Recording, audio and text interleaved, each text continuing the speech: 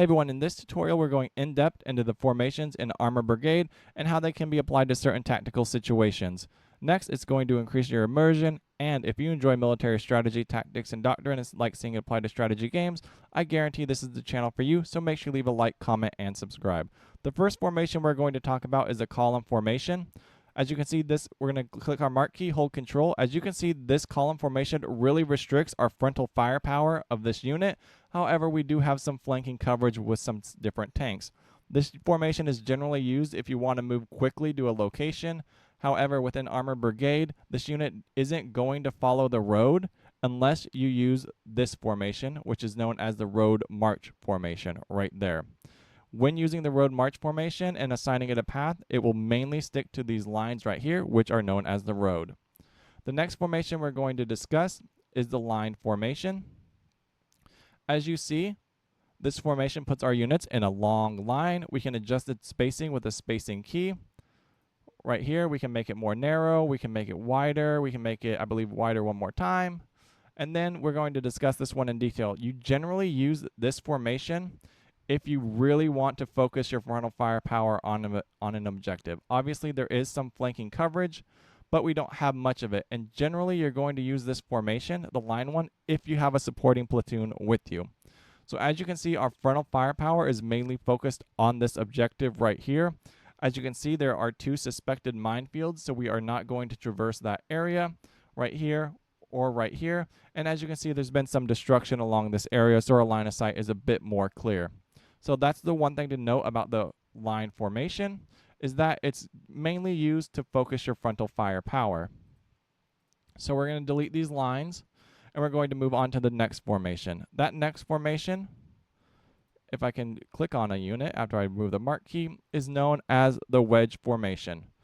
As you can see, this unit, if we click off, we still have a significant amount of frontal firepower, but now we have some flanking firepower. So we do have frontal firepower like this, we have flanking firepower like this, and overall this is now our arc of our firepower. It's a bit more dispersed, we have overlapping fire sectors, and we can ensure that if some unit was brave enough to cross this minefield and attack objective 1, we would have firepower and possibly line of sight into that area.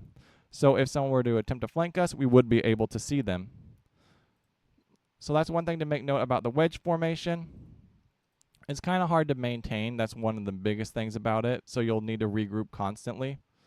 But let's click off the mark command one more time. Click mark. Get rid of that. Now we're going to go on to our next formation, which is known as the V formation. Overall, what this does, as you see, it creates more of a focused front. So if we click on our mark key, this is kind of what our firepower is going to look like in this situation right there. And generally, we're trying to protect this unit, like our command platoon, or in a certain tactical situation. We still have a lot of focused firepower, but you're going to struggle maintaining this formation, especially if you need to navigate this terrain where there's trees and everything like that. Our firepower is really going to get dispersed when navigating it. So overall, it's not the ideal formation, at least on this area. More likely, you'd want to use like a line or some columns if you want to secure these objectives. So let's delete those lines right there. The next formation we're going to take a look at, that's our artillery screen. Mark, delete, is this one right here. Here we have our two different forms of echelon formation. Let's go, that's echelon line. We'll just do echelon left and echelon right. So let's start with echelon left. Ideally, we wouldn't use an echelon left formation when approaching this objective right here. If we grab our mark key, we can see that our firepower is now primarily frontal and flanking, but overall our flanking, like our flank over here, is exposed. So honestly, the firepower the formation we would want to use in this situation would be an echelon right.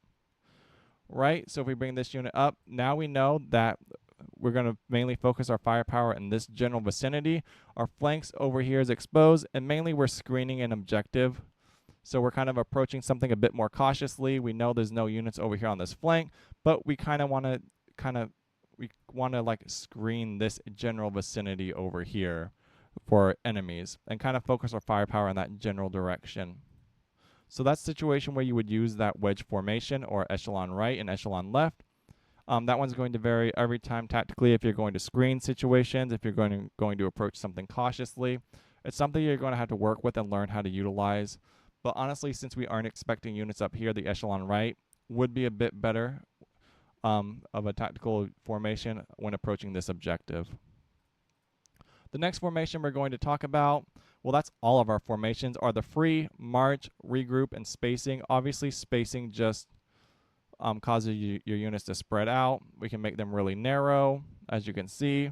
What that's going to do, that's going to minimize our frontal firepower. So if we go back to our line, it's really going to cause our firepower to narrow down onto a specific area, and it's really going to reduce our flanking firepower. But we're going to have much more concentrated frontal firepower when using that type of formation or that spacing.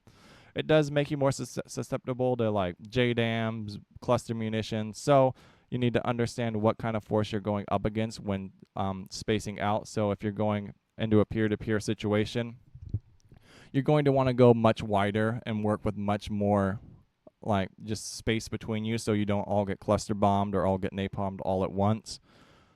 That's generally how you would use spacing. Regroup, so when you wanted, if you wanted your units to maintain formation and they weren't going back into formation, you would just say regroup and they would attempt to assume this line formation.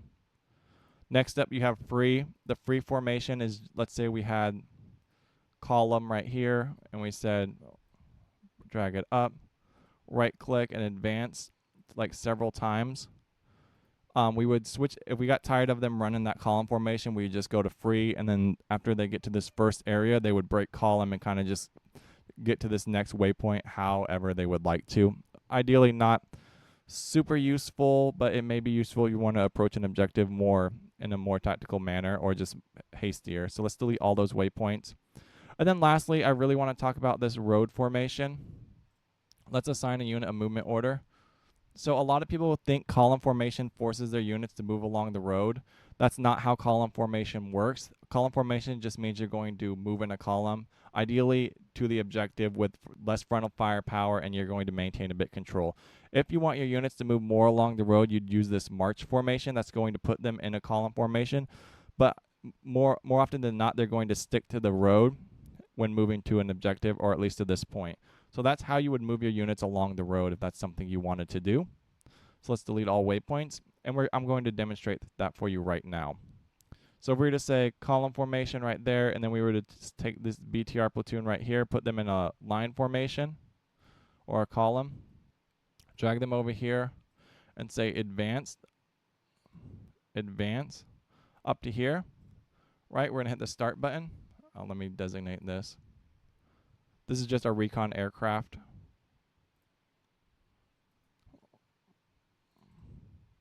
So let's hit start. So what you're going to see is our two units, how they work differently. And this is something I really wanted to demonstrate. So if we go up to fast, you can see these two units, they may try and get on the road, but they're not going to move along the road as much as these tanks up here. As you see, they're more likely to stay on the road. Whereas these units, so let's pause, they maintain their formation, but they do not get on the road. Whereas your main battle tanks are going to stay on the road and attempt to get to this point much faster. Generally, your traffic ability, if we zoom in on the road, right there you can see is always like 90%. They're going to move 90% faster while on the road. However, if we were to hover over the dirt right here, you can see it's like they get a 10% reduction by moving through the dirt. So, I mean, you may lose some of that bonus when going along all those turns, but some people, like, these formations really just increase your level of immersion within Armor Brigade, right? Let's say you really want to just stick to the road and just have your tanks move along this road path, then that's what they would do. Whereas your column formation, you would generally grab all these units. Oh, I can't drag anyone anymore. Would just move in a column formation quicker. Like hastily, they should just traverse that. Anyway, all of these formation can be applied at the company level. So if we were to like restart, we could kind of say we want this whole tank platoon to move in a column to this objective. You can array your units into a column formation and kind of send them along this objective. So it can be applied at both the platoon and company level. And overall, it can increase your immersion and create for some interesting tactical situations. All right, guys, that's the video. Nothing really crazy. I just wanted to cover formations with an Armor Brigade, and let me know if you found it helpful. Peace out, dudes.